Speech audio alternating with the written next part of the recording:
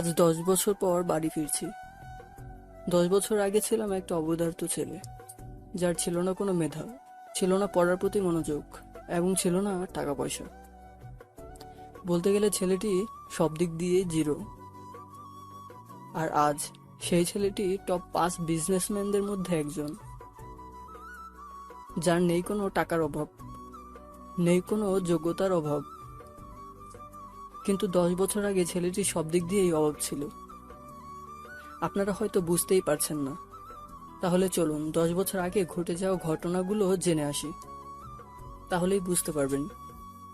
10 বছর আগে সকালে ঘুম যাচ্ছি, এমন সময় চেঁচামেচির শব্দে ঘুমটা ভেঙে যায়।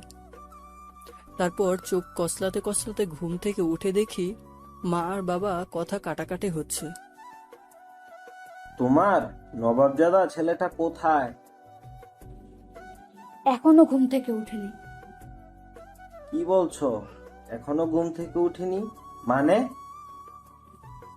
কাল বন্ধুদের সাথে আড্ডা দিতে দিতে রাত করে বাসায় আসছে, তাই এত বেলা পর্যন্ত ঘুমাচ্ছে। কি পড়ালেখা দ্বারের কাছে নাই আর রাতে বন্ধুদের সাথে আড্ডা দেয়? তামিমকে ডেকে নিয়ে আসো। আচ্ছা। এই বলে আমার রুমে আসতে যাবে, তখনই আম্মু আমাকে দেখে বলল, এই তো তোমার ছেলে ঘুম থেকে উঠলো। ও, কাল রাতে কোথায় ছিলি? বন্ধুদের সাথে আড্ডা দিতে দিতে দেরি হয়ে গেছে। কি, আজকের পর থেকে সন্ধ্যার আগে বাসায় চলে আসবি। যদি না পারিস তাহলে তোকে এই বাড়ি ছেড়ে চলে যেতে হবে। কাল রাতে পাশের বাড়িতে ডিল ছুড়লি কেন? আজ থেকে যেন তোর নামে কোনো অভিযোগ না আসে। যদি আসে তাহলে বাড়ি থেকে চলে যেতে হবে। ওকে, আর কোনোদিন করব না। যদি এইবার পরীক্ষায় ফেল করিস তাহলে তোকে মাঠে চাষ করতে হবে আমার সাথে। আপনাদের তো পরিচয়টা দেয়াই হয়নি। আমি তামিম, বাড়ির একমাত্র সন্তান, আর বাবা কৃষক। আর আমি ইন্টার ফাইনাল ইয়ারে পড়ি। এখন এতটুকুই, বাকিটা গল্পে জেনে নেবেন। আম্মু, নাস্তা দাও, কলেজে যেতে হবে। কলেজে গিয়ে কি করবি? লেখাপড়া তো কিছুই করিস না। আব্বু, আমাকে আরেকটা সুযোগ দেন। ঠিক আছে, দিলাম, তবে একটা শর্ত মনে আছে তো? আমি হ্যাবোধক মাথা নাড়লাম। টেবিলে নাস্তা দিছি, খেয়ে কলেজে যা, আর কোনো ঝামেলা করিস না বাবা। আম্মু, তুমি কোনো চিন্তা করিও না, আজ থেকে আর কারোর সাথে ঝামেলা করব না। তারপর নাস্তা করে কলেজে চলে এলাম। তারপর কলেজে ঢুকতেই কে যেন কলারটা টেনে ধরলো। আমি পেছনে ফিরেই ঠাস করে একটা মেরে দিলাম। তার সাথে সাথেই তোর সাহস কি করে হয় আমাকে থাপ্পড় মারার? আমি এতক্ষণ খেয়াল করিনি যে কে আমার কলার টানলো। আমি তো অবাক, কারণ আমার কলারটা একটা মেয়ে টেনে ধরেছে। কিন্তু মেয়েটা আমার কলার ধরলো কেন? আপনি আমার কলার ধরলেন, তাই আমি রাগ কন্ট্রোল করতে না পেরে থাপ্পড় মারছি। তুই জানিস আমি কে? আপনার পরিচয় আমার না জানলেও চলবে। মেয়েটা দেখতে খুব সুন্দর, কিন্তু রাগী। এই বলে সোজা ক্লাসরুমে চলে গেলাম। তারপর কিছুক্ষণ পর বন্ধুরা আসলো। আর অন্যদিকে ওই খ্যাত ছেলেটির কি সাহস তোর মুখের ওপর কথা বলে, আর তুই ওকে কিছুই বললি না কেন? অবনি, তুই এই খ্যাত ছেলেটাকে ছেড়ে দিলি কেন? আমি এত সহজে ওই ক্ষেতটাকে ছেড়ে দেব ভাবছিস? তোর কি কোনো প্ল্যান আছে? প্ল্যান আছে, আর সেটা ছুটি হলেই দেখতে পারবি। এখন চল ক্লাসে যাই। তারপর তারা ক্লাসে চলে আসলো। কিরে, তোর আজ কি হলো? তোকে ভূতে ধরেনি তো? আমি তো ঠিক আছি, আর তোদের কেন মনে হলো আমাকে ভূতে ধরেছে? আসলে তুই তো কোনোদিন কলেজে আসিস না, তাই বলছি। আর কলেজে আসলেও তো তুই ক্লাস করিস না, তাই বললাম। হঠাৎ ওদের সাথে কথা বলতে বলতে দরজার দিকে তাকাতেই একটা মেয়েকে দেখে আমি অবাক। কারণ দরজা দিয়ে যে মেয়েটি আসছে সে আর কেউ নয়, সে হচ্ছে কিছুক্ষণ আগে যার সাথে ঝগড়া করেছিলাম সেই মেয়েটা। তারপর আমি আমার বন্ধুদের জিজ্ঞেস করলাম, দোস্ত, ওই মেয়েটা কি আমাদের ক্লাসেই পড়ে? হুম, কেন? না, একটু আগে ওই মেয়েটাকে থাপ্পড় মারছিলাম তাই। কি? তুই জানিস ও কে? আমার জানার দরকার নেই, আগে বল ওই মেয়েটার নাম কি? অবনী, আর এই কলেজের সভাপতির মেয়ে। কি? এখন আমার কি হবে? আমি তো অবনীকে থাপ্পড় মারছি, ওটা যদি তার আব্বু বলে দেয় তাহলে তো আমার কলেজে আর পড়াই হবে না, সাথে বাড়ি থেকেও চলে যেতে হবে। মনে মনে ভাবতেছি। অন্যদিকে অবনী দেখ, ওই খ্যাতটা আমাদের সাথেই পড়ে। তারপর দেখি স্যার ক্লাসে এসে আমাকে দেখে বলল, ক্লাসে কিছু এলিয়েন দেখতেছি, তোমরাও কি তাদের দেখতেছো? আমাকে উদ্দেশ্য করে বলল, কারণ এর আগে কলেজে আসলেও ক্লাস করিনি, তাই ক্লাসে দেখে স্যার অবাক হয়ে গেল। স্যার, এখানে তো কোনো এলিয়েন নাই। তোমাকে দেখে তো এলিয়েনই মনে হচ্ছে। আর এতদিন পরে কিসের জন্য ক্লাস করতে আসছো? 1 মাস পরেই তো তোমার পরীক্ষা, একেবারে পরীক্ষা দিতে আসলেই তো হতো। আসলে স্যার, আজ থেকে ভালো হয়ে গেছি, আর এখন থেকে নিয়মিত ক্লাস করব। আমার কথা শুনে সবাই অবাক হয়ে গেল, তার থেকেও আরো বেশি অবাক হলো স্যার। আর আমার বন্ধুরাও অবাক, কারণ তারা ভাবতে পারেনি যে আমি আজ থেকে ক্লাস করব। ক্লাস করলে ভালো। তারপর স্যার আরো কিছুক্ষণ ক্লাস করিয়ে চলে গেল। তারপর সব ক্লাস করে যখনই বন্ধুদের নিয়ে গেটের বাইর হব, তখনই ওই খ্যাত, কে খ্যাত খ্যাত করে আমাকে ডাকতেছে। পেছনে ফিরে দেখি অবনী আমায় ডাকতেছে। ওই খ্যাত, আমাকে বলতেছেন, এখানে তুই ছাড়া আর কে আছে? আচ্ছা আসতেছি। এই বলে আমার বন্ধুরা সহ আমি অবনীর কাছে গেলাম। ওই তোরা যা। আমরা কেন যাব? যেতে বলছি, যাবি নাকি অন্য ব্যবস্থা করব? আচ্ছা আচ্ছা, যাচ্ছি যাচ্ছি। তারপর ওরা চলে যাওয়ার পর, ওই তোর নাম কি? তামিম। আর কি জন্য ডাকছেন ওইটা বলেন। কেন, তোকে কি কাজ ছাড়া ডাকা যায় না নাকি? অবনী দেখ, ওই খ্যাত ছেলেটা তোর মুখে মুখে কথা বলতেছে, আর তুই তা সহ্য করছিস? ওই খ্যাত, তোর সাহস কি করে হয় আমার মুখে মুখে কথা বলার? এই বলে ঠাস। আপনারা ভাবছেন থাপ্পড়টা আমার গালে লাগছে? আপনারা ঠিকই ভাবছেন, থাপ্পড়টা আমার গালেই লেগেছে। আর ওর থাপ্পড়ের আওয়াজ শুনে যারা কলেজে ছিল সবাই আমার দিকে তাকিয়ে আছে, আর আমি গালে হাত দিয়ে দাঁড়িয়ে আছি। আমাকে মারলেন কেন? আবার আমার মুখে মুখে কথা বলছিস? সরি আপু। ঠাস। আবার থাপ্পড় মারলো। এই বড়লোক মেয়েগুলো গরিবদের ভাবেটা কি? হ্যাঁ, আমরা গরিব বলে কি আমাদের কোনো প্রাণ নেই? আমাদের কি কোনো ফিলিংস নেই? আমরাও তো মানুষ, এগুলো ভাবতেছি। আপনি আবার আমাকে মারলেন কেন? আজ থেকে আমায় ম্যাডাম বলে ডাকবি। কি বলে ডাকবি? ম্যাডাম বলে? এই তো, গুড বয়। আর শোন, কাল সকালে তাড়াতাড়ি আসবি। Okay madam. তারপর অবনীর কাছ থেকে বিদায় নিয়ে সোজা বাসায় চলে আসলাম। তারপর ফ্রেশ হয়ে আম্মুকে বললাম, আম্মু খুব খিদা পেয়েছে, খাবার দাও। আচ্ছা, তুই ফ্রেশ হয়ে আয়, আমি টেবিলে খাবার দিচ্ছি। তারপর খাবার খেয়ে রুমে গিয়ে শুয়ে পড়লাম। আর কলেজে যা ঘটে গেল ঘটনাগুলো ভাবতেই কখন যে ঘুমিয়ে গেলাম নিজেও জানি না। অন্যদিকে অবনী কলেজ থেকে বাড়ি ফিরে আর গান গেয়ে গিয়ে সিঁড়ি দিয়ে উঠতে যাবে, ঠিক তখনই শিমুল চৌধুরী, অবনীর আম্মু, বলল, আজ আমার মেয়েকে এত খুশি লাগছে কেন? আমি একটা ছেলেকে ভালোবেসে ফেলেছি। তা কে সেই ছেলেটা, যে ছেলেটা আমার এই মেয়ের মন কেড়ে নিয়েছে?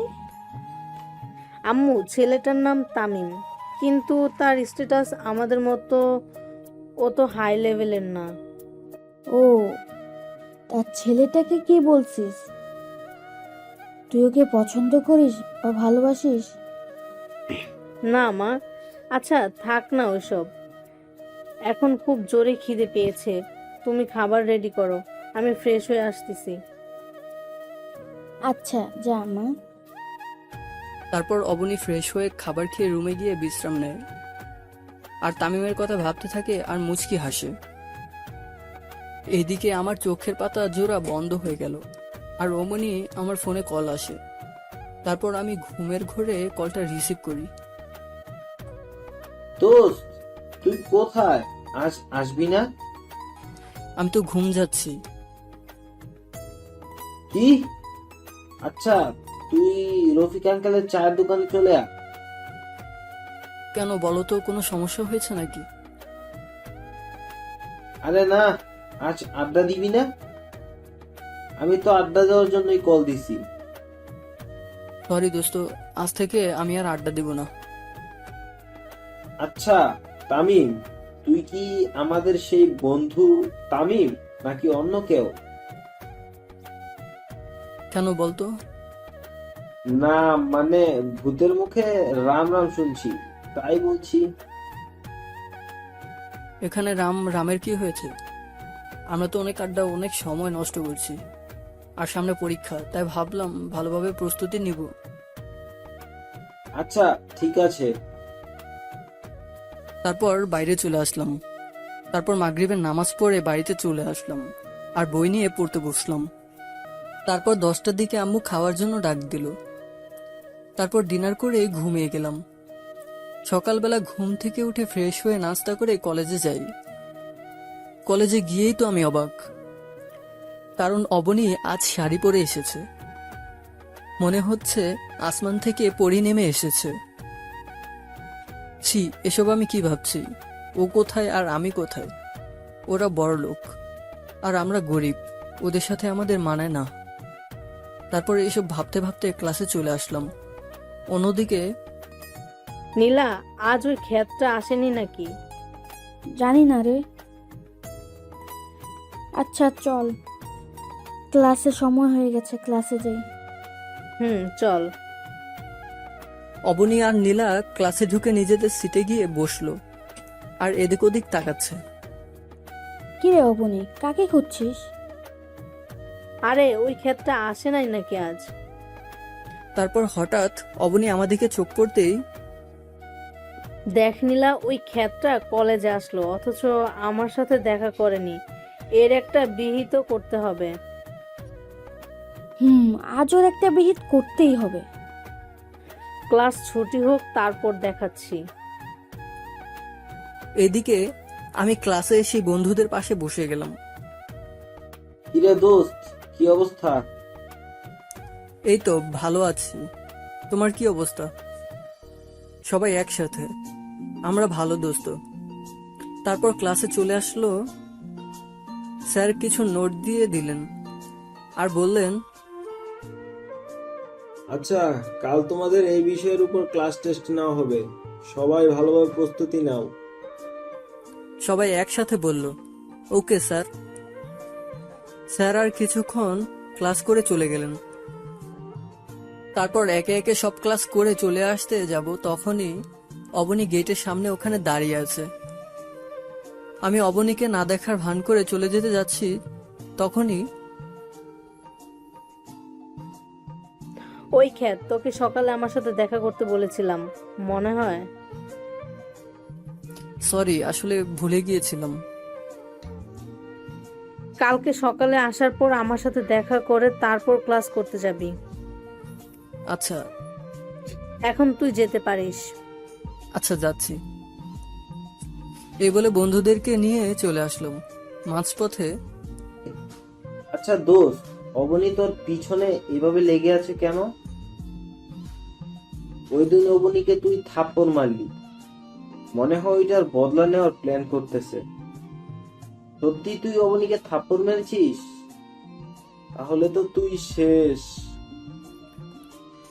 আরে এমনি ভয় ভয়ে আছি, আর তুই সেখানে আরো ভয় দেখাচ্ছিস। তোরা কোথায় সাহস দিবি তা না করে উল্টো আমায় ভয় দেখাচ্ছিস। তোরা কি আদৌ বন্ধু নাকি শত্রু তা আজও জানতে পারলাম না। দোস্ত, এইসব কথা বাদ দে তো। কাল যে টেস্ট পরীক্ষা হবে তা নিয়ে কি কিছু ভেবেছিস? যা হবে কাল দেখা যাবে। আচ্ছা চলি দোস্ত, আর ভালোভাবে প্রস্তুতি নিস। ওদের সাথে কথা বলতে বলতে বাড়িতে চলে আসলাম। বাড়িতে ঢুকে মাকে বললাম, আম্মু খুব খিদে পেয়েছে, খাবার দাও। তারপর আমি ফ্রেশ হতে চলে গেলাম। অন্যদিকে অবনী, তুই এই খ্যাতটাকে সবসময় এইভাবে ছেড়ে দিস কেন? আরে অপেক্ষা কর, ফাইনাল পরীক্ষার পর আমাকে থাপ্পড় মারার প্রতিশোধ নিব। দেখ কাল কি করি। মুখে তো বলে দিলাম, তামিমকে কি আমি শাস্তি দিতে পারবো? না, আমি তামিমের থেকে প্রতিশোধ নিতে পারবো না, কারণ আমি যে তামিমকে খুব ভালোবেসে ফেলেছি। তামিমকে কি আমি বলতে পারবো আমার ভালোবাসার কথা? কিরে, তুই কি ভাবছিলি এতক্ষণ? সেই কখন থেকে ডাকতেছি, তোর কোনো হুঁশ নেই। না কিছু না, চল বাড়ি যাই। তারপর ওরা দুজনে বাড়ি চলে আসলো। এইদিকে তামিম ফ্রেশ হয়ে খাবার খেয়ে ঘুমিয়ে পড়ে। তারপর সন্ধ্যার দিকে মাগরিবের নামাজ পড়তে বসে, কারণ কাল তার টেস্ট পরীক্ষা, তাই ভালোভাবে প্রস্তুতি নিতে হবে। তারপর 2 ঘন্টা পরে একটু বিশ্রাম নিলাম। তারপর ডিনার করে শুয়ে পড়লাম। সকালবেলা 6টায় ঘুম থেকে উঠে ফ্রেশ হয়ে আবার পড়তে বসলাম। তারপর দেখতে দেখতে কলেজে সময় চলে এলো। তারপর নাস্তা করে কলেজে চলে এলাম। অবনীর সাথে দেখা করে ক্লাসে চলে এলাম। কিরে, আজ তুই নিজে চলে আসলি, যাক ভালোই হলো। বলেন ম্যাডাম, কেন ডেকেছেন? কেন ডেকেছিলি তার জন্য কি তোকে কৈফিয়ত দিতে হবে নাকি? এই বলে ঠাস করে 2 গালে 2টা থাপ্পড় মারলো। থাপ্পড়টা এত জোরে লাগলো যে আমার ঠোঁট থেকে রক্ত বের হচ্ছে আর খুব জ্বলছে। তবু সহ্য করে থাকলাম, কারণ এখন কিছু বললে হিতে বিপরীত হবে, তাই চুপ করে থাকি। যা তো এখান থেকে। তারপর আমি সোজা ক্লাসরুমে চলে আসলাম, আর আমি পকেট থেকে রুমালটা বের করে রক্ত মুছে মুছে আবার ঢুকিয়ে রাখলাম। আমার বন্ধুরা চলে এলো, বন্ধুদের সাথে একটু কথা বললাম।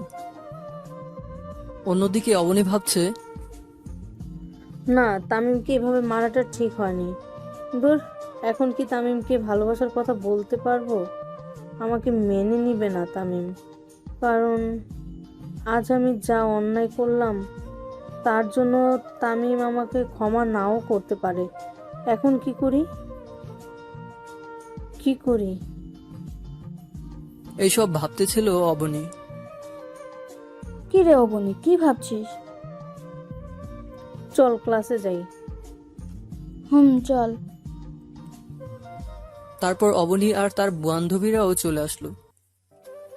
এদিকে কিরে দোস্ত, তোর ঠোঁট কাটলো কি করে? আরে তেমন কিছু না দোস্ত, সামান্য ব্যথা পেয়েছি, ঠিক হয়ে যাবে। আচ্ছা। রাফির সাথে কথা বলতেছি তখন স্যার ক্লাসে চলে আসলো। স্যার ক্লাসে ঢোকার সাথে সাথে প্রিন্সিপালও ক্লাসে ঢুকলো আর বলল, তোমাদের মধ্যে তামিম কে? আমি বসা থেকে দাঁড়িয়ে বললাম, জি স্যার আমি। তুমি আমার কেবিনে এসো। আচ্ছা স্যার। তারপর আমি প্রিন্সিপালের কেবিনে গেলাম। সেখানে গিয়ে দেখি কলেজের সভাপতিও আছে, সাথে আমার আব্বু। তারপর সভাপতি তারেক চৌধুরী, অবনীর আব্বু। তুমি সেই তামিম যে প্রতিদিন আমার মেয়েকে বিরক্ত করো? ঠিক বুঝলাম না স্যার। তামিম, তোমাকে এই কলেজ থেকে টিসি দেওয়া হলো। যা শুনে আমার নিচ থেকে মাটি সরে গেল। মনে হচ্ছে আমার বুকে কেউ ছুরি ঢুকিয়ে দিয়েছে। কোনো কথাই মুখে আসছে না।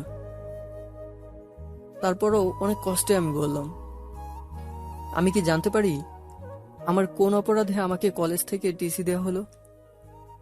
কেঁদে কেঁদে বললাম, তুমি স্যারের মানে তারেক চৌধুরী স্যারের মেয়েকে প্রতিদিন বিরক্ত করার অপরাধে তোমাকে টিসি দেওয়া হলো। ও বুঝছি। বাবা চলো। কোথায় যাবি? কেন বাড়ি যাব? এই কলেজে আমার আর জায়গা নেই। স্যার প্লিজ আমার ছেলেকে আর একটা সুযোগ দিন। আমার ছেলে যতই খারাপ হোক না কেন স্যার, এই কাজটা সে করতে পারে না।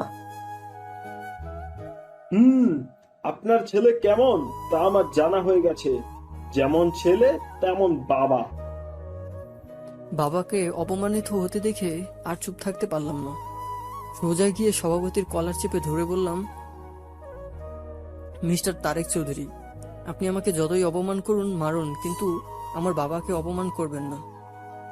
তারপর প্রিন্সিপাল এসে আমাদেরকে ছাড়িয়ে নিয়ে তারপর আমার আব্বুকে বলল, এই যে মিস্টার, আজকের পর থেকে যেন আপনাকে আর আপনার ছেলেকে এখানে না দেখি। বেরিয়ে যান এখান থেকে। আব্বু চলো, তোকে আমি দেখে নেব। যত পারিস দেখে নিস। তারপর আর কোনো কথা না বলে বাবাকে বাইরে এনে ক্লাসে গিয়ে স্যারের অনুমতি নিয়ে ক্লাসে ঢুকে বইগুলো নিয়ে বাইরে চলে আসলাম। ঠিক তখনই, তামিম, তুমি কোথায় যাচ্ছ? সরি স্যার, এই কলেজ থেকে টিসি দেওয়া হয়েছে, তাই চলে যাচ্ছি। আমি এই কথা বলার সাথে সাথে অবনী বলে উঠল, তোমাকে কে টিসি দিছে? তার চাকরি আমি কেড়ে নেব। সরি ম্যাডাম, আমরা গরিব হতে পারি, কিন্তু কারো দয়া নিয়ে বাঁচতে চাই না। আর মিস অবনী চৌধুরী, একটা কথা বলে রাখি, আজ এই কলেজ থেকে আমাকে বাইর করে দেওয়া হচ্ছে, কিন্তু এমন একটা দিন আসবে যেদিন এই কলেজটা আমার হবে। সেদিন দেখব তারেক চৌধুরীর সভাপতিত্ব কোথায় থাকে। It's my challenge, miss Abani Chowdhury. Sir দোয়া করবেন, দোস্ত দোয়া করিস। এই বলে ক্লাস থেকে বাইরে সোজা বাবাকে নিয়ে বাড়িতে চলে আসলাম। কিন্তু এতেই কি আমার বিপদ শেষ নাকি? সামনে আরো বড় বিপদ সম্মুখীন হব, তা আজও জানি না যে আমাকে আরো বিপদের সম্মুখীন হতে হবে। অন্যদিকে আমি কিছুই বুঝতেছি না, তামিমকে কে টিসি দিছে? তাকে আমি কলেজ ছাড়া করব। কিন্তু প্রিন্সিপাল স্যার ছাড়া আর কে করবে? আজ ওই প্রিন্সিপালের চাকরি আমি নিয়ে ফেলবো। তার সাহস হয় কি করে আমার কলিজাকে কলেজ থেকে টিসি দেওয়ার? তুই কি তামিম মানে ওই খ্যাটটাকে ভালোবাসিস? ওই একদম খ্যাত বলবি না। আর তামিমকে আমি খুব ভালোবাসি। তামিমকে ছাড়া আমি বাঁচবো না। তুই ভেবে বলতেছিস তো? এইখানে তো ভাবার কি আছে? আমি আমার তামিমকে আবার ফিরে পেতে চাই। তার জন্য আমি সব করতে রাজি। সরি অবনী, আজ আমার জন্য তামিমকে টিসি দিয়েছে। মানে কি বলতে চাইছিস তুই?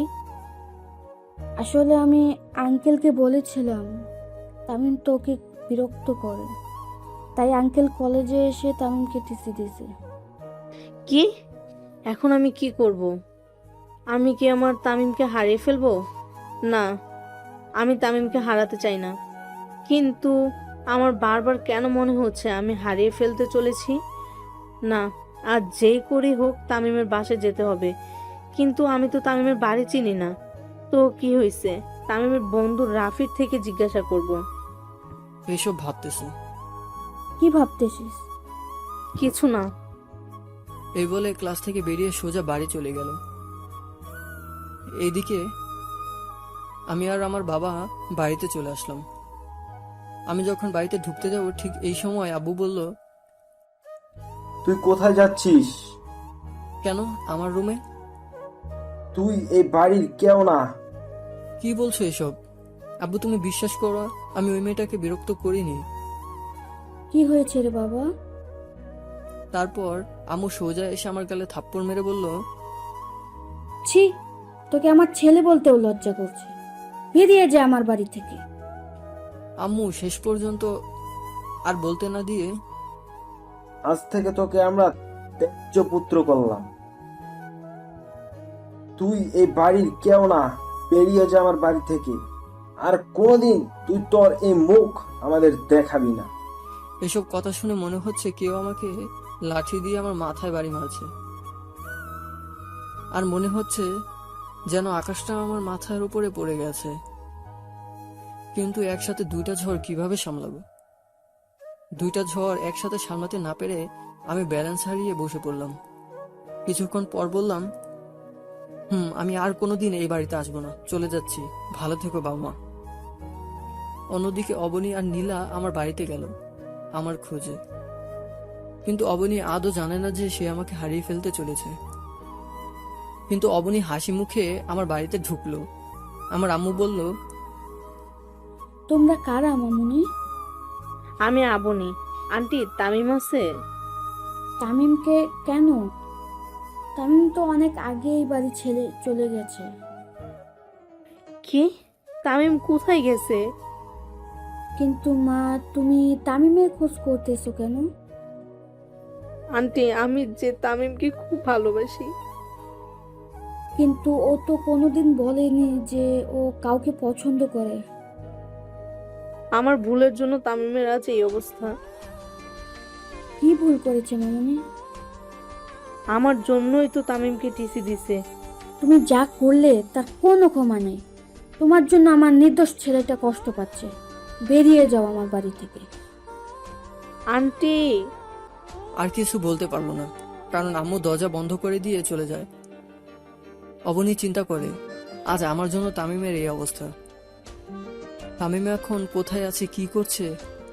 আচ্ছা, রেল স্টেশনে গিয়ে দেখি তামিম আছে নাকি, থাকলেও থাকতে পারে। তারপর অবনী রেল স্টেশনের দিকে ছুটে যায়, কিন্তু কপাল খারাপ, সেখানেও তামিম নেই। তাহলে কি আমি তামিমকে হারিয়ে ফেলতে চলেছি? এইদিকে আমি আমার সব সার্টিফিকেট আর মোবাইল আর কিছু জমানো টাকা ছিল সবকিছু নিয়ে বেরিয়ে পড়লাম অজানা রাস্তার পাড়ি দিতে। জানি না কোথায় এই রাস্তার সমাপ্তি হবে, জানি না এখন কোথায় থাকবো। তারপর এইসব ভাবতে ভাবতে হাঁটতেছি। তারপর রেল স্টেশনে গিয়ে ট্রেনের জন্য অপেক্ষা করছি। অবশেষে অপেক্ষার সমাপ্তি ঘটে। স্টেশনে ঢাকাগামী ট্রেনটাতে উঠে পড়লাম। তারপর ট্রেনটা নিজের মতো চলতে লাগলো, আর আমি বাইরের দৃশ্য উপভোগ করতে লাগলাম। আর কিছুক্ষণ আগে ঘটে যাওয়া ঘটনাগুলো ভাবতেছি, কি থেকে কি হয়ে গেল। এটা তো হওয়ার ছিল না, কিন্তু যা হওয়ার তা তো হবেই, কারণ এটাই নিয়তির খেলা। নিয়তির খেলা হিসেবে আমাকে তো মেনে নিতেই হবে। এসব ভাবতেই নিজের অজান্তেই চোখে পানি চলে গেল। দেখতে দেখতে সন্ধ্যা হয়ে গেল। 8টার দিকে ট্রেনটা স্টেশনে থামলো। আমি স্টেশনে নেমে মোবাইল থেকে সিমটা খুলে ফেললাম আর নতুন সিম ঢুকিয়ে নিলাম। তারপর একটা দোকানে ঢুকে রাতের খাবারটা খেয়ে নিলাম। খাবার খেয়ে আবার আনমনে ফুটপাত দিয়ে হাঁটতেছি। রাতের অন্ধকারে জ্যোৎস্না চাঁদের আলোয় যেন রাস্তাটা সৌন্দর্যের শোভা পেল। এইভাবে হাঁটতে হাঁটতে কিছু দূর গিয়ে মোবাইলটা হাতে নিয়ে দেখি 12টা বাজে, আর মোবাইলে দেখি 6% চার্জ আছে। আশেপাশে চেয়ে দেখি পুরো রাস্তা ফাঁকা, শুধু আমি একা রাস্তায় হাঁটতেছি আর জ্যোৎস্না রাতের সৌন্দর্য উপভোগ করতেছি। কিন্তু এই সৌন্দর্য যেন এখন আর আমার ভালো লাগে না, কারণ আমি আমার প্রিয় দুইটা জিনিস যে হারিয়ে ফেললাম। কিন্তু কি করব, এসব নিয়ে চিন্তা করে লাভ নেই। এখন আমার ক্যারিয়ার নিয়ে ভাবতেছি।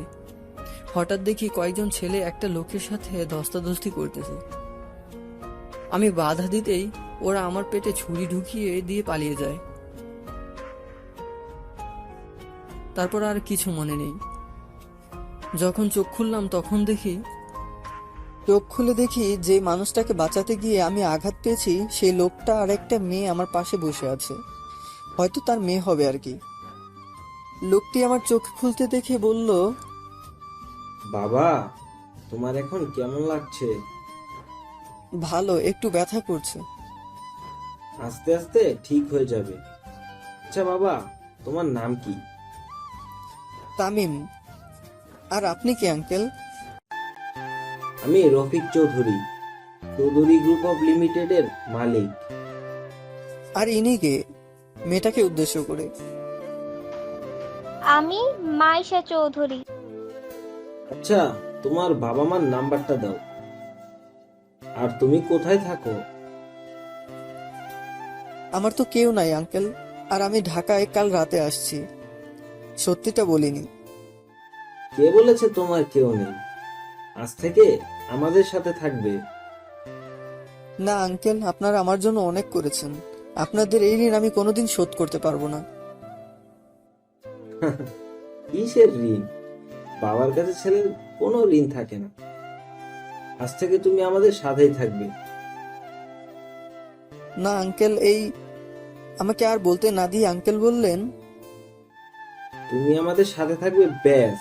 আমি আর কোনো কথা শুনতে চাই না। কিন্তু কোনো কিন্তু নয়, তুমি আমাদের সাথে থাকবে ব্যাস। ওনাদের জোরাজুরিতে আমি ওনাদের সাথে যেতে রাজি হলাম। আঙ্কেল ডাক্তারের কাছে গিয়ে বললেন, ডাক্তার, আমরা কি তামিমকে বাসায় নিয়ে যেতে পারবো? পারবেন, তবে ওনাকে কিছুদিন রেস্ট নিতে হবে। আচ্ছা ঠিক আছে ডাক্তার। আচ্ছা, আপনার এখন কেমন লাগতেছে? অনেকটাই ভালো। হাত ছাড়িয়ে নিয়ে হাত ছাড়িয়ে নিলেন কেন? চুপ করে আছি। কি হলো, চুপ করে আছেন কেন?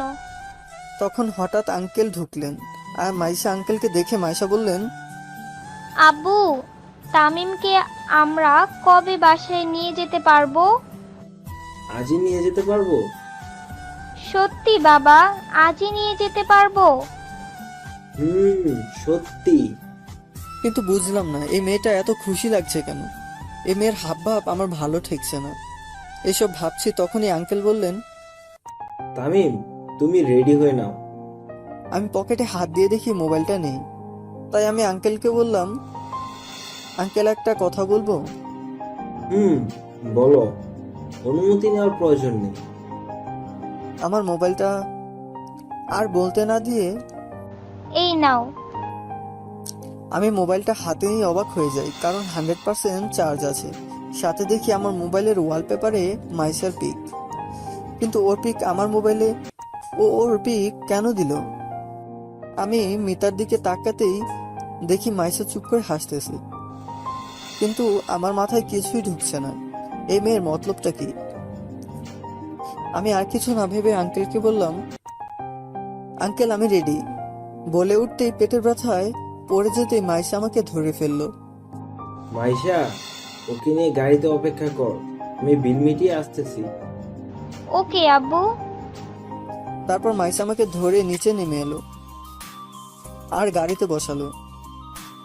কিছুক্ষণ পর আঙ্কেল চলে এলো। আঙ্কেল গাড়িতে উঠে ড্রাইভারকে বললেন, ড্রাইভার, গাড়ি চালাও। ওকে।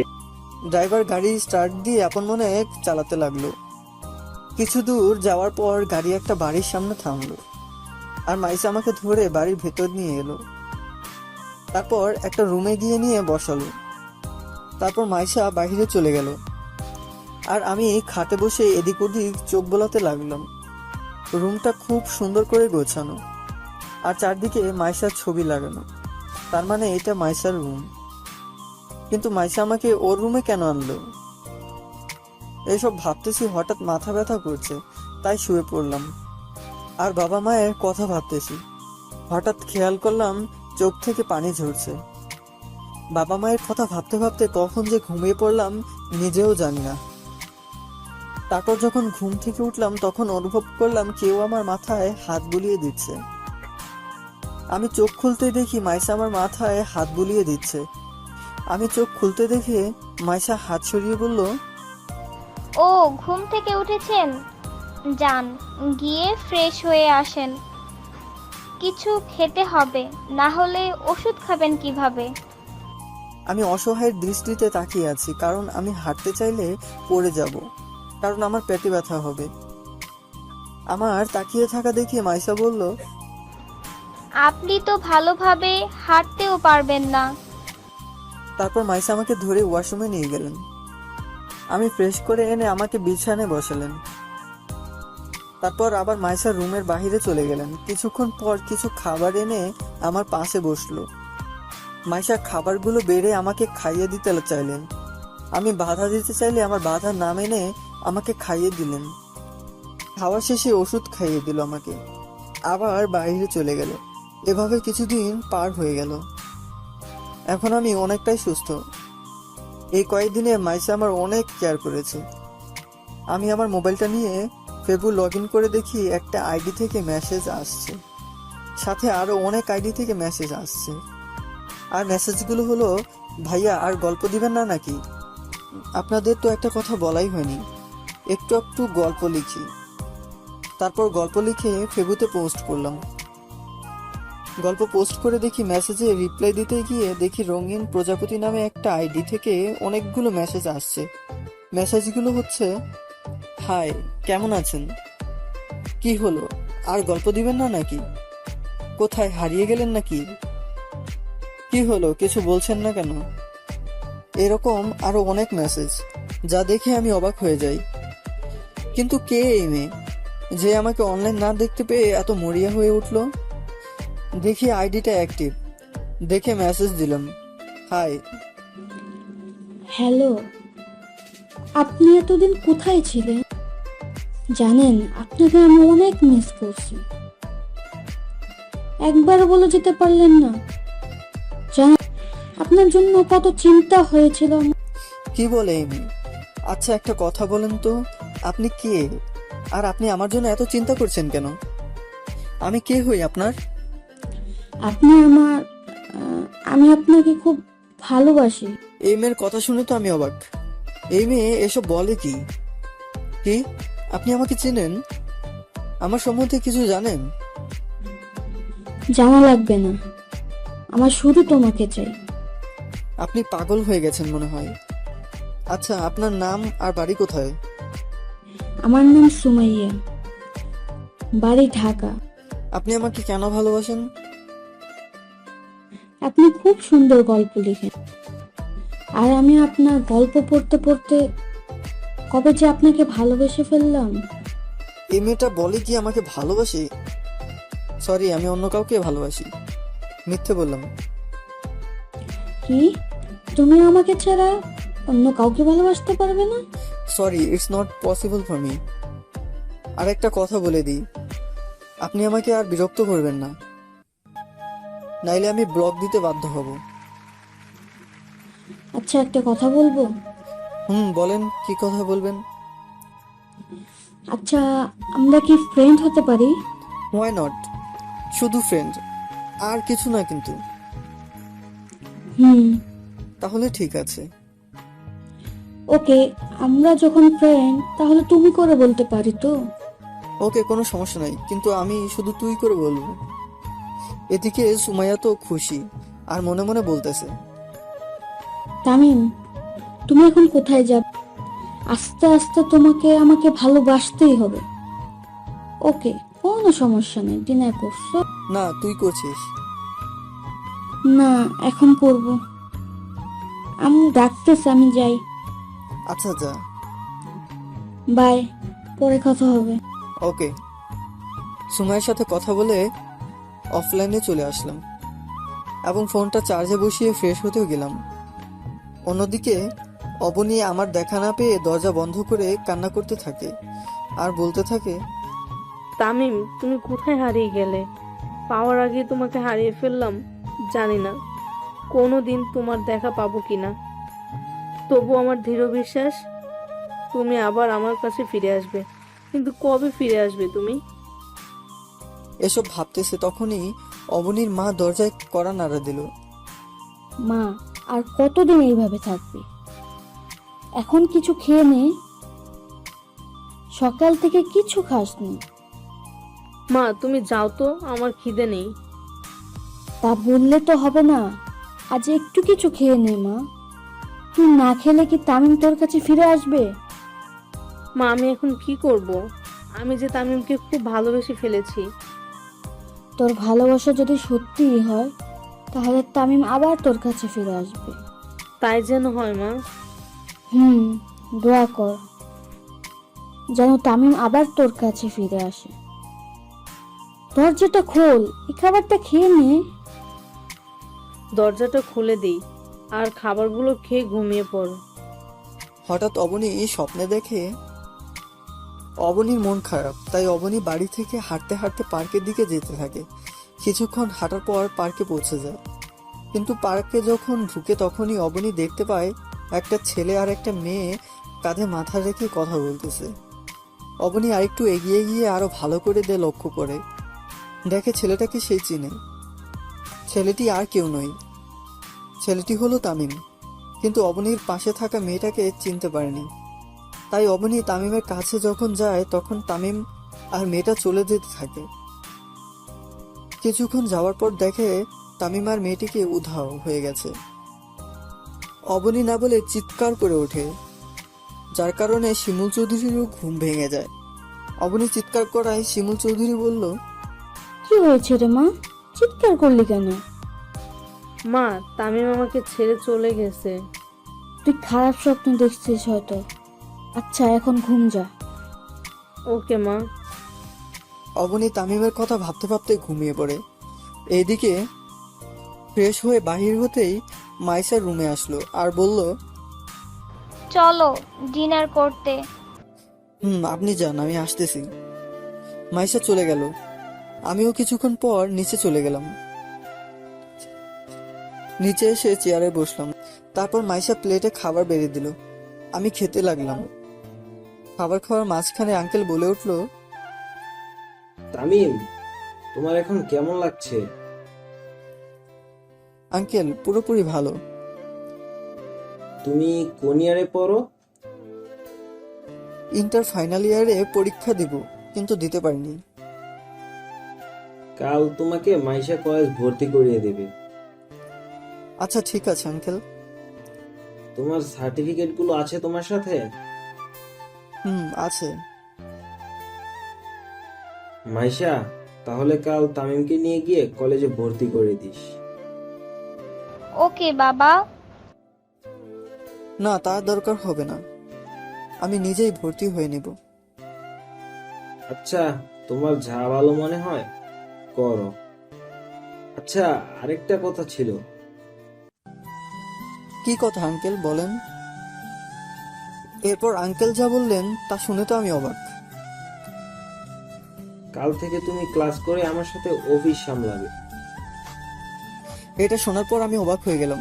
আঙ্কেল এটা বললো কি? আমাকে চিনে না, অথচ আমাকে বিশ্বাস করে তার কোম্পানির দায়িত্ব দিতে বললেন। কিন্তু আমি তো এই দায়িত্বটা নিতে পারবো না। আঙ্কেল এসব কি বলেন? আমার পক্ষে সম্ভব না আঙ্কেল। কেন সম্ভব না? কারণ আপনার কোম্পানির সামলানোর মতো যোগ্যতা নেই। কাল থেকে তুমি আমার সাথে অফিস সামলাবে। কিন্তু আর আর বলতে না দিয়ে আঙ্কেল বললেন, কোনো কিন্তু না, তুমি অফিস সামলাবে মানে সামলাবে। আমি আর কোনো কিছু শুনতে চাই না। কিন্তু আঙ্কেল আপনি আমাকে চেনেন না, জানেন না, অথচ আমাকে আপনার কোম্পানি সামলানোর দায়িত্ব দিচ্ছেন কেন? কারণ আমি জানি তুমি কোনোদিন আমার সাথে বিশ্বাসঘাতকতা করবে না। এটা আমার বিশ্বাস। আপনি আমাকে এতটা বিশ্বাস করেন? আচ্ছা, আমি যদি কোনোদিন আপনার সাথে ভুলে বিশ্বাসঘাতকতা করে ফেলি, আল্লাহ না করুক, তখন কি আমার ক্ষমা হবে? যদি তার ক্ষমার যোগ্য না হয়?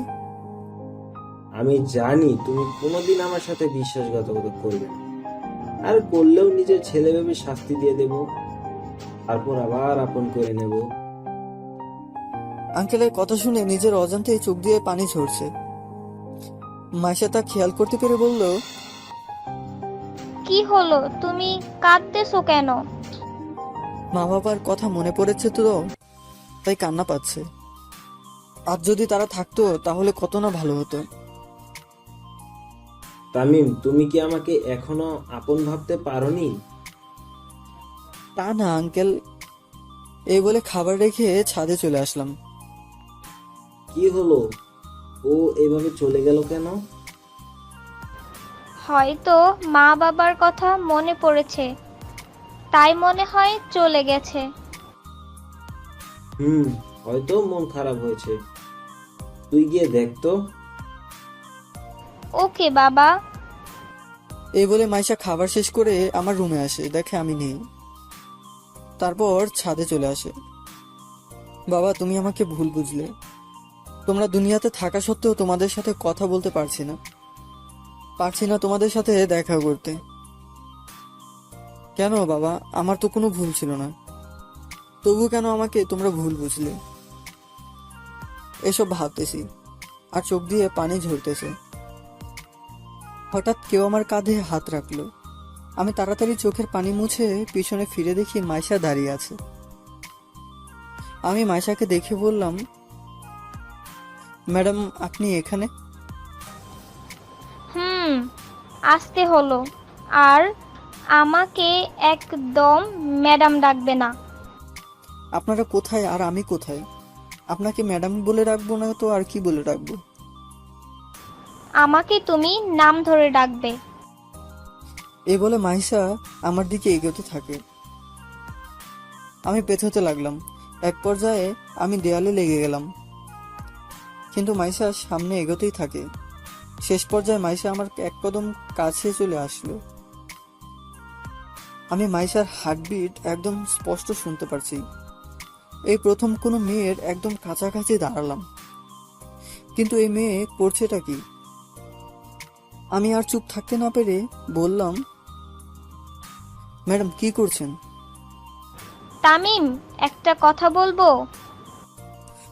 বলেন, কিন্তু আরেকটু দূরে যান।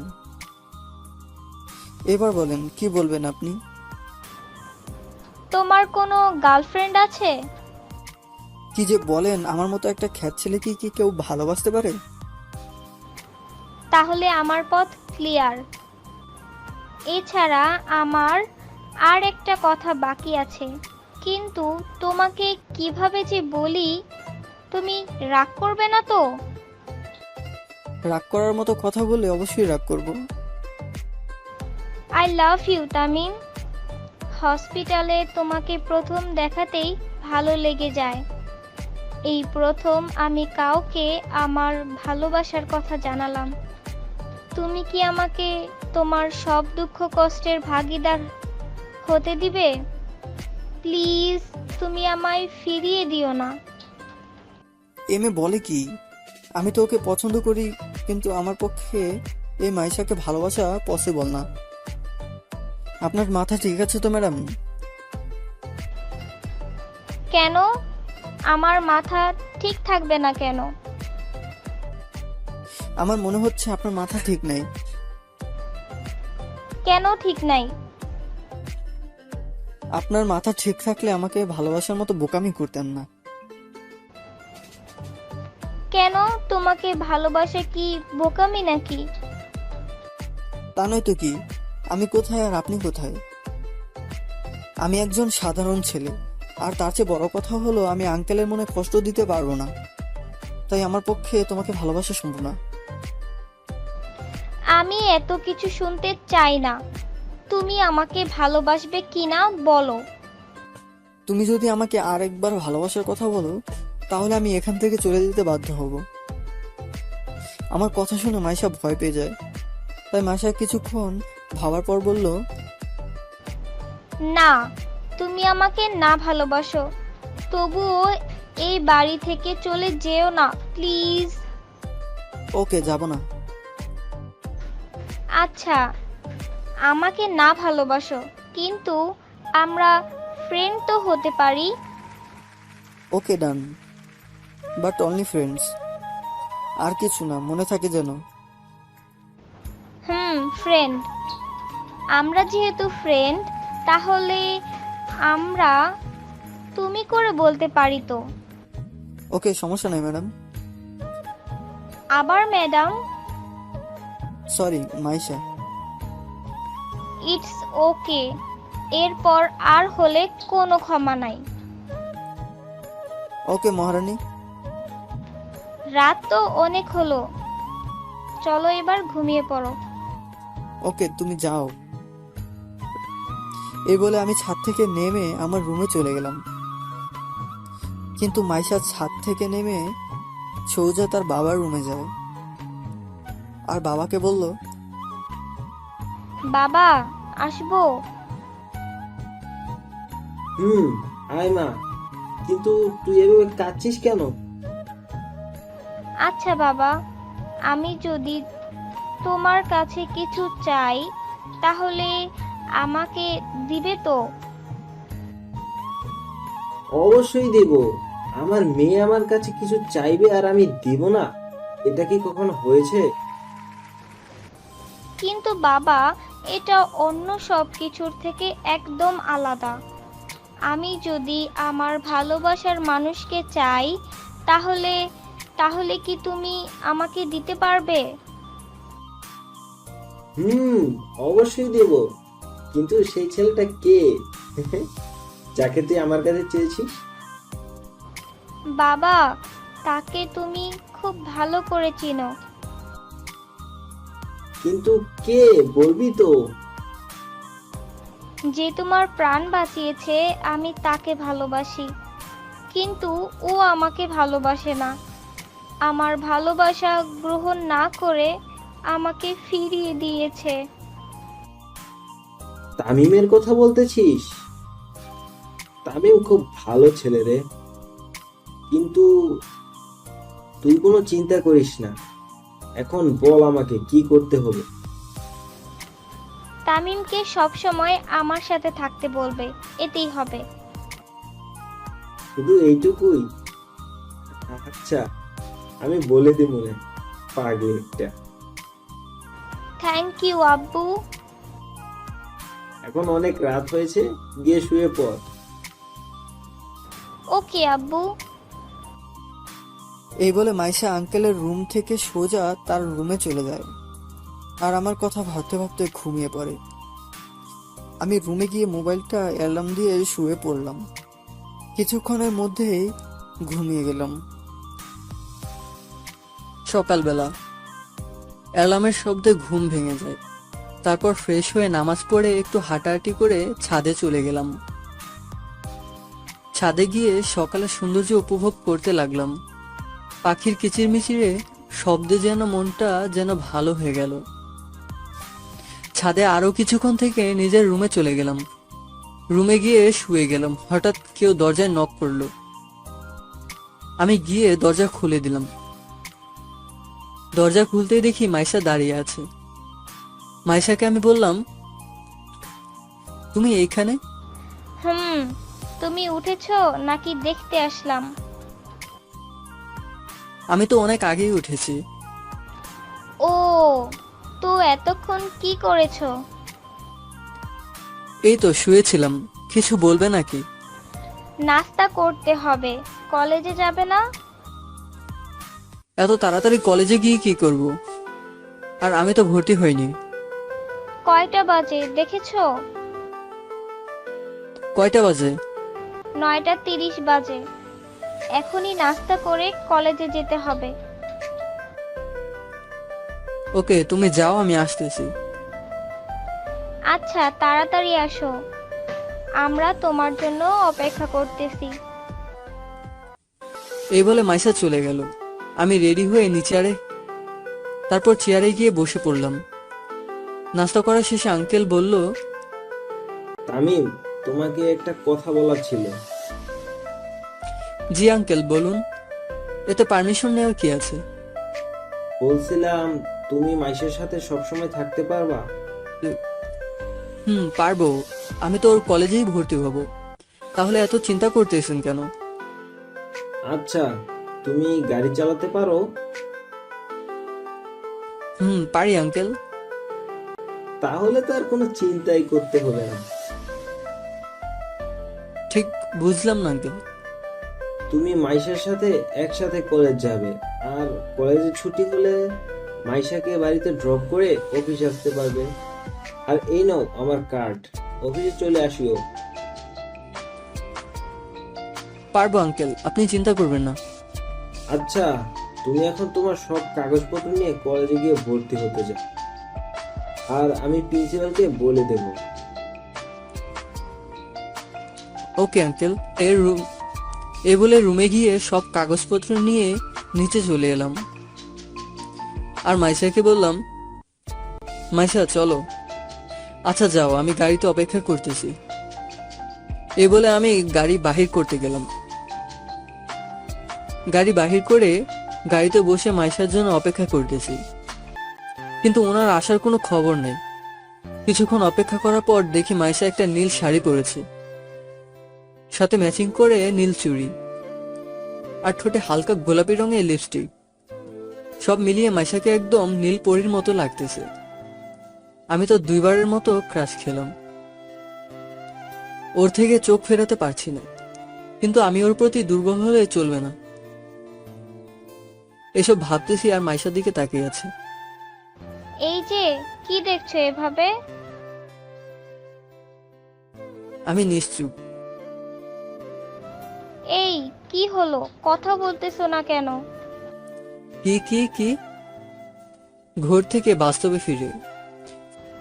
এইভাবে কি দেখতেছো? কই কিছু না তো।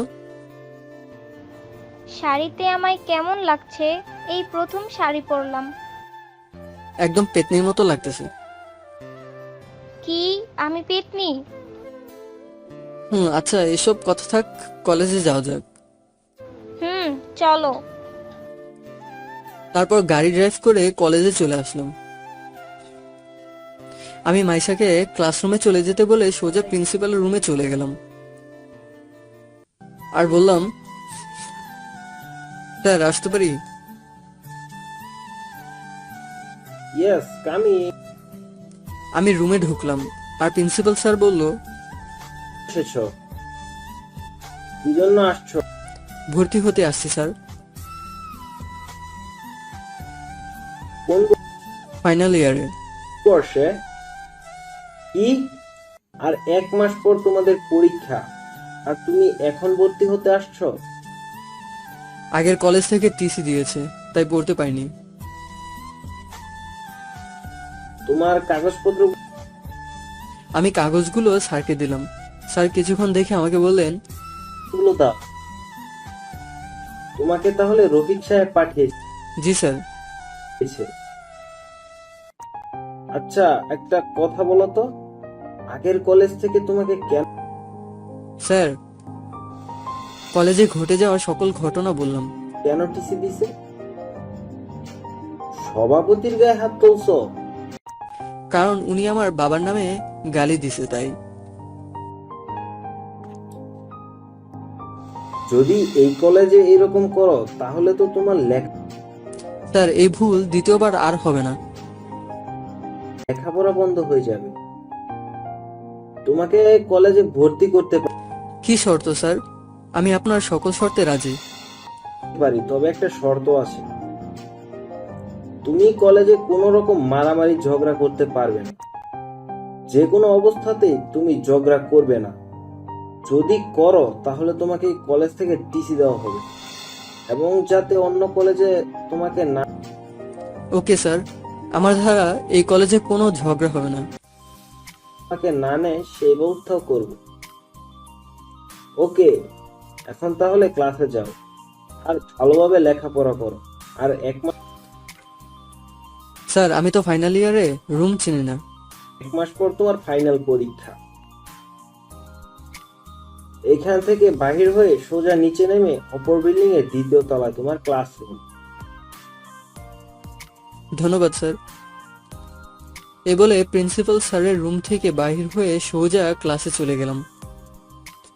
ক্লাসে গিয়ে দেখি স্যার ক্লাস করাচ্ছেন। আমি স্যারকে বললাম, may I come in sir?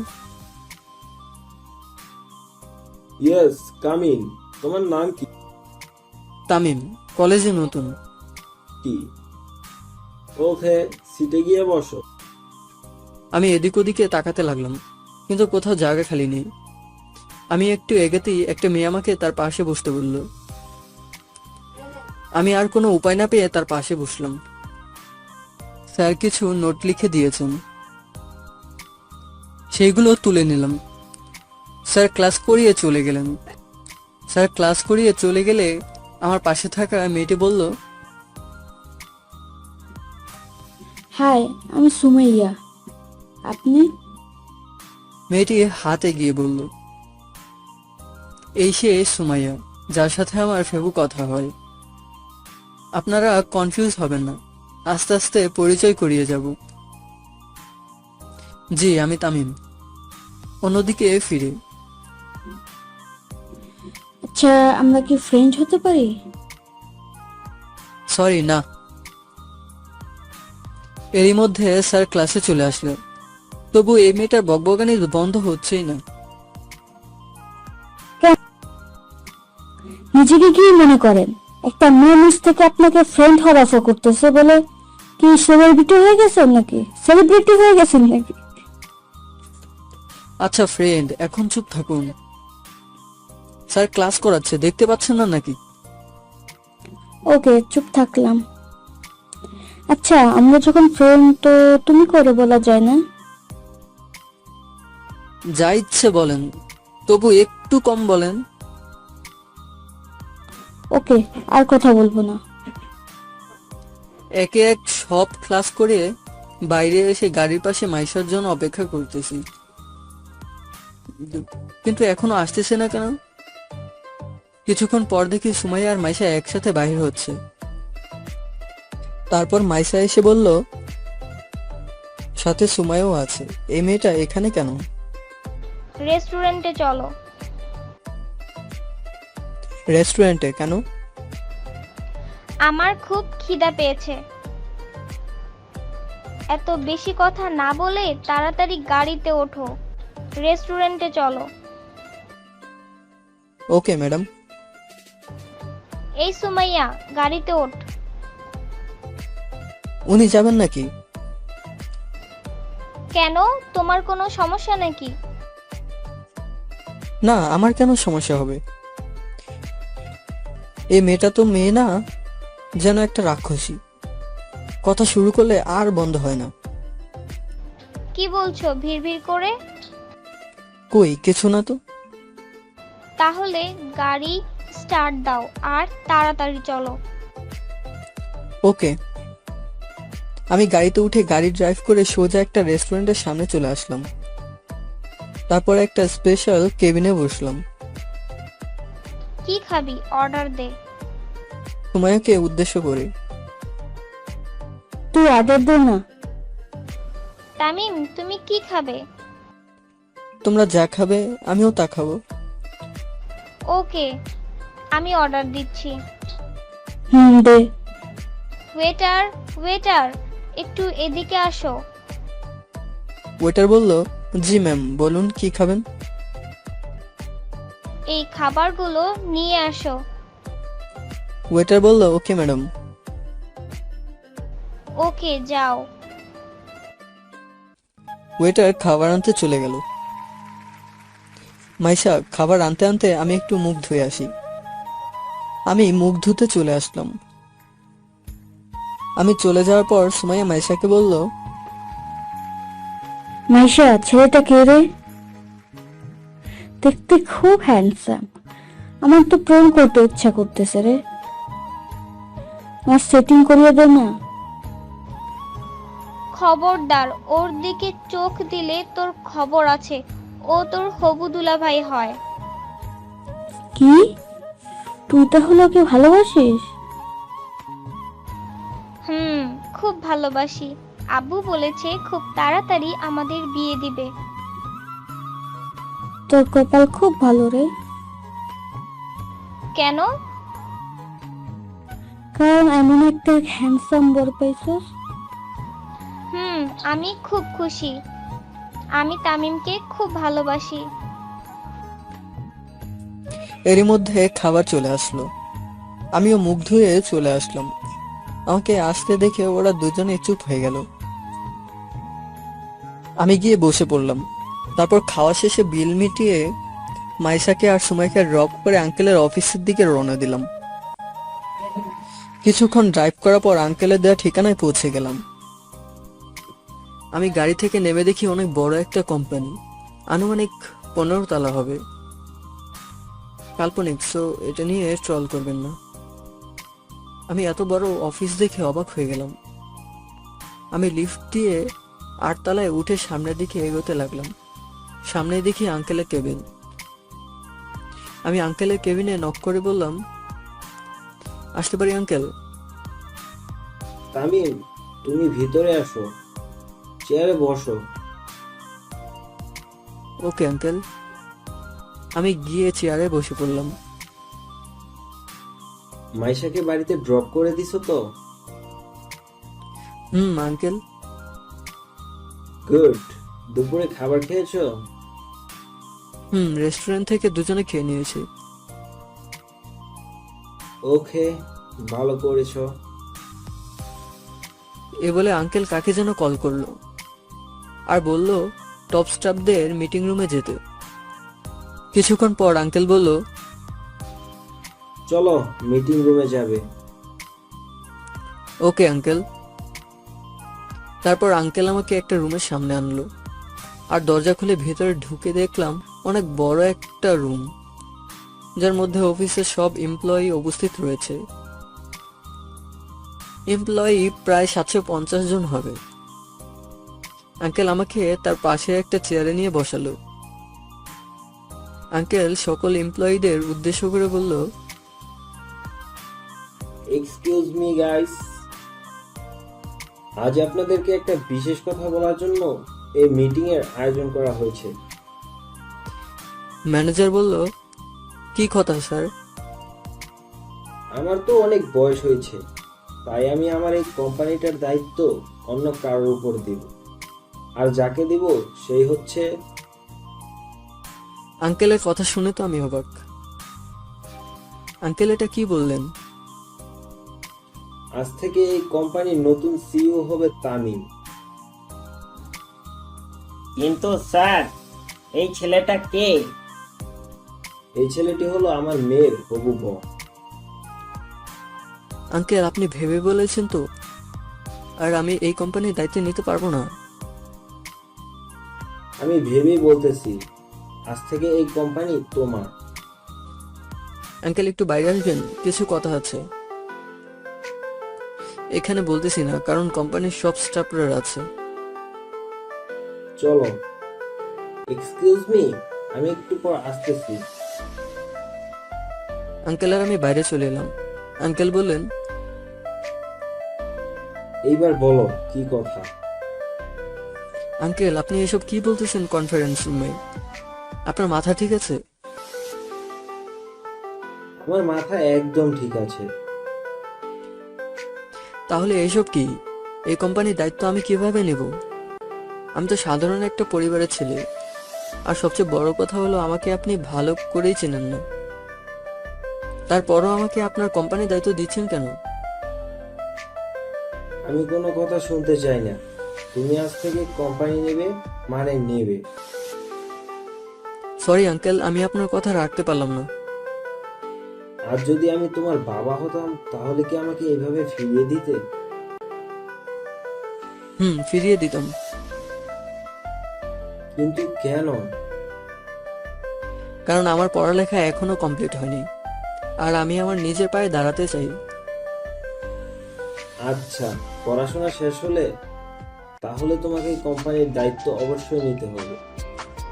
এখন আপাতত ওদের সামনে বলো না কোম্পানিটার দায়িত্ব নিচ্ছ। Okay uncle. আরেকটা কথা, আবার কি কথা? তাড়াতাড়ি বলো। মাইশার সাথে আমার বিয়ে মানে বুঝলাম না। মাইশা তোমাকে খুব ভালোবাসে, তাই আমি ওকে কথা দিয়েছি মাইশার সাথে তোমার বিয়ে দেব। আচ্ছা, আপনার যা ভালো মনে হয় তাই করেন। চলেন, আমাদের জন্য ওনারা অপেক্ষা করতেছে। চলো। দুজনে আবার কনফারেন্স রুমে চলে আসলাম। আঙ্কেল আবার বললেন, আচ্ছা, আজ থেকে তামিম এই কোম্পানির দায়িত্ব নেবে, আর যতদিন ওর পড়াশোনা শেষ হবে না ততদিন পর্যন্ত আমি অফিসে থাকবো। আর আপনাদের একটা সুখবর দেওয়ার আছে। সবাই একসাথে বলে উঠলেও, কি স্যার? আগামী মাসের 26 তারিখে তামিম আর মাইশার এঙ্গেজমেন্ট, তো সবাইকে অগ্রিম দাওয়াত দিলাম। অনেক আনন্দের খবর স্যার। পার্থ, তুমি তামিমকে অফিসে সবকিছু বুঝিয়ে দাও। Okay sir. বাকিরা সবাই নিজ নিজ কাজ করেন। স্যার, আপনি আমার সাথে আসেন। ওকে চলেন। তারপর পার্থ সাহেব আমাকে একে একে সব বুঝিয়ে দিলেন, কিন্তু আমি একটু কম এডুকেটেড হওয়ার কারণে সবকিছু বুঝতে পারিনি, তবে কিছু কিছু বুঝতে পেরেছি। এরপর আমি সবকিছু বুঝে নিয়ে আঙ্কেলের কেবিনে গিয়ে আঙ্কেলকে বললাম, আঙ্কেল আমার কি কোনো আর কাজ আছে? নাই কেন, তোমার কি কোনো কাজ আছে? আসলে আঙ্কেল আমার কয়েকদিন পরেই আমার পরীক্ষা, তাই প্রস্তুতি নেওয়া দরকার। যাও আর ভালোভাবে পড়িও। Okay uncle. এই বলে আমি অফিস থেকে বাইর হয়ে সোজা গাড়ি নিয়ে বাড়িতে চলে আসলাম। বাড়িতে এসে গাড়ি পার্ক করে সোজা রুমে চলে গেলাম। আর রুমে গিয়ে দেখি মাইসা আমার খাটে ঘুমিয়ে আছে। ঘুমন্ত অবস্থায় ওকে একদম পরীর মতো লাগতেছে। মন চাচ্ছে গিয়ে একটা কিস করে দিয়ে আসি, কিন্তু মনকে সান্ত্বনা দেওয়ার জন্য বলতেছি, না তামিম, তোর জন্য এত শান্তি নাই রে, তাই তুই মাইশা থেকে দূরে থাক, এতেই তোর ভালো হবে। আমি আর কিছু না ভেবে সোজা ফ্রেশ হতে চলে গেলাম। ফ্রেশ হয়ে বাইরে এসে দেখি মাইশা বসে আছে। আমাকে ওয়াশরুম থেকে বের হতে দেখে মাইশা বলল, তুমি কখন আসছো? এইমাত্র আসলাম, কিন্তু তুমি আমার রুমে কি করছো? রুম গোছানোর জন্য আসছিলাম, কিন্তু হঠাৎ করেই ঘুম চলে আসে, তাই ঘুমিয়ে পড়ি। I am sorry Tamim. It's okay, আর যেন আমার রুমে ঘুম যেতে না দেখে। আমার বাড়িতে থাকো আর আমাকেই তোমার রুমে ঘুমোতে নিষেধ করছো? হা হা হা, হাস্যকর তাই না? ওকে, তুমি যখন বলছো তাহলে আর ঘুমাবো না। তাই তো, আমি তার বাড়িতে থাকি অথচ আমি তাকে বলছি আমার রুমে না আসতে। সত্যি হাস্যকর ব্যাপার। না আসতে পারবে, কোনো সমস্যা নেই, কারণ এটা তো তোমার বাড়ি। আচ্ছা, তুমি অফিস থেকে চলে আসছো কেন? সামনে তো আমাদের পরীক্ষা, প্রস্তুতি নিতে হবে, তাই চলে আসলাম। ও ভালো, আমারও অনেক অধ্যায় বাকি রয়ে গেছে, চলো দুজনে একসাথে শেয়ার করে পড়ি। ওকে, কি করব, আমারও যে অনেক পড়া, তাই না করলাম না। ওকে, কি খাবে, কফি নাকি চা? তুমি বানাবে নাকি? আমি বানাবো। তাহলে তো কফি খেতে হয়। ওকে, তুমি বসো, আমি কফি বানিয়ে আনছি। ওকে। মাইশা রান্নাঘরে চলে গেল, আর আমি বই নিয়ে খাটের উপর বসে পড়লাম। কিছুক্ষণ পর মাইশা কফি নিয়ে আসলো। দুজনে কফি খেতে খেতে আড্ডা দিলাম। কফি খাওয়া শেষ হলে দুজনে বই নিয়ে পড়তে আসি। কিছুক্ষণ পরে মোবাইলটা হাতে নিয়ে ছাদে চলে আসলাম। তারপর পুরনো সিমটা অ্যাক্টিভেট করে রফিকে কল দিই। কয়েকবার রিং হওয়ার পর কলটা রিসিভ হলো। হ্যালো রাফি। কে ভাই আপনি? তোর বাপ বলতেছি। তোর? আমার বাপ এখন আমার সামনেই বসে আছে, তাহলে তুই আবার আমার কোন মায়ের জামাই রে? রাফি ফাইজলামে বাদ দে, বল তোরা কেমন আছিস রে? আমরা ভালো আছি না খারাপ আছি তার খোঁজ খবর নেওয়ার কি দরকার? 2 মাস হয়ে গেল, আমাদের কোনো খোঁজ খবর নিয়েছিস? আমরা বেঁচে আছি কিনা মরে গেছি তার কোনো খোঁজ খবর তো নিসনি। আসলে সরি ভাই, আমি খুব কষ্টে ছিলাম, তাই তোদের সাথে কথা বলতে পারিনি। কি কষ্ট রে ভাই? আর তুই এখন কোথায় আছিস? আমি এখন ঢাকায় আছি। আচ্ছা আব্বু আম্মু কেমন আছে রে? ওদের জন্য খুব মন খারাপ করেছে। আঙ্কেল আন্টি একদম ভালো নেই। তুই যাবার পর এমন একটা দিন নেই যে আঙ্কেল আন্টি তোর কথা না জিজ্ঞেস করেন। কি কি জিজ্ঞেস করেছিল বল না রে। তুই কোথায় আছিস, আমাদের সাথে কথা হয় কিনা। আন্টি বলেছে তোকে নাকি ভুল বুঝে বাড়ি থেকে বাহির করে দিছে, কিন্তু কেন? আচ্ছা রাফি, আম্মু কি আমাকে ক্ষমা করেছে? আন্টি তো আমাদের সাথে কথা হলেই বলে, রাফি তোমরা আমার ছেলের সাথে কথা হলে বলবা বাড়ি ফিরে আসতে, আমরা তাকে ক্ষমা করে দিছি। সত্যি? কিন্তু কিসের জন্য এই ক্ষমা আমি তো কিছুই বুঝি নাই, আমাকে একটু বলবি? পরে বলবো। আর আমি কালই চট্টগ্রাম চলে আসব, কারণ আমার আব্বু আম্মু যখন ক্ষমা করে দিছে তাহলে আমি বাড়ি চলে আসব। কিন্তু কিসের জন্য ক্ষমা আমাকে বলবি কি? আগে আমি আসি, তারপর বলবো নি। আমি তো কালই চট্টগ্রাম ফিরে আসছি, তখন না হয় জানতে পারবি। ওকে, কাল কয়টায় আসবি? সকালের বাসে চলে আসবো। আচ্ছা, পরে কথা হবে রে। ওকে দোস্ত, ভালো থাকিস। রাফির সাথে কথা বলে কলটা কেটে দিয়ে পেছন ফিরে তাকিয়ে তো আমি অবাক। ও এখানে কবে আসলো? তামিম, তুমি এতক্ষণ কার সাথে কথা বলছিলে? আমার বন্ধুর সাথে। কিন্তু তুমি তো বলছিলে তোমার বাবা মা নেই, তাহলে আব্বু আম্মু, ক্ষমা, এসব কি? কিছুই বুঝতেছি না। আর তুমি কাল কোথায় যেন যাবে বলছিলে? সবকিছু যখন জেনেই গেছেন, তাহলে সত্যিটা বলেই ফেলি। কি সত্যি বলো? তারপর কলেজে ঘটে যাওয়া সকল ঘটনা মাইশাকে বললাম। আর কাল সকালে নাস্তা করে আমি আবার গ্রামের বাড়ি ফিরে যাব। কাল? কেন?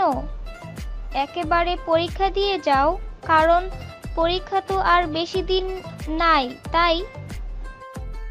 ওকে, পরীক্ষা দিয়ে যাব, কারণ পরীক্ষা না দিতে পারলে পরবর্তীতে আবার একই ক্লাসে ভর্তি হওয়া অনেক লজ্জার ব্যাপার, তাই না করিনি। পরীক্ষা শেষ হলে তোমার সাথে আমিও যাব। সেটা পরে দেখা যাবে। এই বলে আমি ছাদ থেকে রুমে চলে আসলাম। তারপর কিছুক্ষণ ফেসবুকিং করলাম আর গল্প পোস্ট করলাম। যখন অফলাইনে যাব তখন সুমাইয়ার আইডি থেকে মেসেজ আসলো। হাই। হ্যালো, কেমন আছিস? ভালো, তুমি? আমিও ভালো। কি করতেছিস? বসে আছি, তুমি? আমিও বসে আছি। আচ্ছা আমি একটা প্রশ্ন করব। কর। তুমি কোন ইয়ারে পড়ো? ফাইনাল ইয়ারে। তুই? সত্যি তুমি ফাইনাল ইয়ারে? আমিও ফাইনাল ইয়ারে। কোন কলেজে পড়ো? ঢাকা কলেজে। তামিম, তুমি একটা পিক দাও তো। কেন?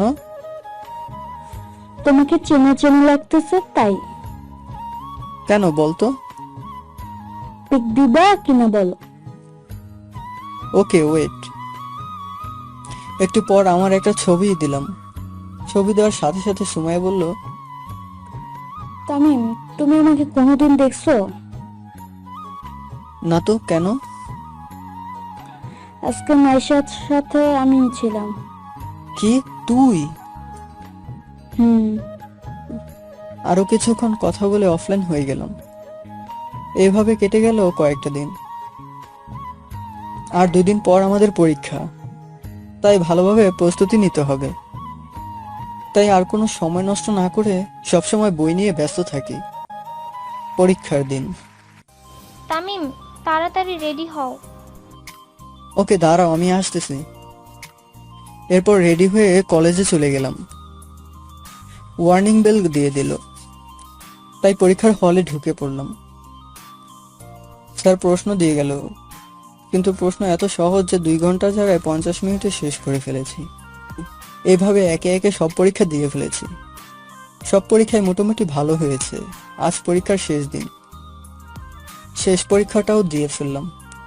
এখন আমাকে চট্টগ্রামে ফিরে যেতে হবে, তা আঙ্কেলকে বলা দরকার। তাই পরীক্ষা দিয়ে সোজা মাইশাকে নিয়ে বাড়ি চলে আসলাম রাতে। আঙ্কেল, একটা কথা বলার ছিল। বলো। কাল সকালে চট্টগ্রামে যাবে, এই আর কি। ওকে, কোনো সমস্যা নেই। আপনি জানলেন কি করে? মাইশা বলেছে। আর বাড়িতে যাবে ঠিক আছে, তবে আসার সময় বিয়ানদেরও নিয়ে আসো। এখনো বিয়ে হয়নি, তার মধ্যে আমার আব্বু আম্মুকে বিয়ান বানিয়ে ফেলেছে। ওনারা কি আসবে? কেন আসবে না? দরকার হলে আমি কল করে বলবো। Okay uncle. এরপর ডিনার করে রুমে চলে গেলাম আর মা বাবার কথা ভাবতে লাগলাম। বাবা মা, তোমাদেরকে আবার দেখতে পাবো। তোমরা কেমন আছো? তোমাদেরকে দেখতে খুব ইচ্ছে করছে। এইসব ভাবতে ভাবতে কখন যে ঘুমিয়ে পড়লাম নিজেও জানি না। সকালবেলা দরজা কড়া নাড়ার আওয়াজে ঘুমটা 12টা বেজে গেল। আমি উঠে দরজা খুলতে দেখি মাইশা কফি নিয়ে দাঁড়িয়ে আছে। দরজা খুললেই কফিটা রেখে চলে যায়। আমি সোজা ওয়াশরুমে গিয়ে ফ্রেশ হয়ে নিচে চলে এলাম। তারপর নাস্তা করে রুমে চলে আসলাম। ব্যাগ গুছিয়ে আবার নিচে এলাম। এবার আঙ্কেলকে বললাম, আঙ্কেল যদি কোনো দোষ করে থাকি তো ক্ষমা করবেন। কি যে বলো না তুমি। এই নাও, এটা কিসের চাবি? তোমার নতুন গাড়ি। এসবের কি দরকার ছিল আঙ্কেল? আচ্ছা, এইসব কথা এখন থাক না, তোমার দেরি হয়ে যাচ্ছে। আঙ্কেল আসি। মাইশা আসি। যদি বেঁচে থাকি তো আবার আসবো আঙ্কেল। এই বলে গাড়ি নিয়ে যখন মেন রোডে উঠবো ঠিক তখনই একটা ট্রাকের সাথে আমার গাড়ির অ্যাক্সিডেন্ট হয়ে যায়। কি ভাবছেন গল্প শেষ হয়ে গেল? তাহলে ভুল ভেবেছেন, কারণ গল্পের সিজন 2 আসছে। তো সবাই সিজন 2 এর জন্য অপেক্ষা করুন। আমাদের স্বপ্নের গল্প চ্যানেলটিকে সাবস্ক্রাইব করে পাশে থাকা বেল আইকনটি অন করে রাখুন। আচ্ছা, তামিমের সাথে কার মিল করব, মাইশার নাকি অবনীর? সবার মতামত আশা করছি। ভুল হলে ক্ষমার দৃষ্টিতে দেখবেন।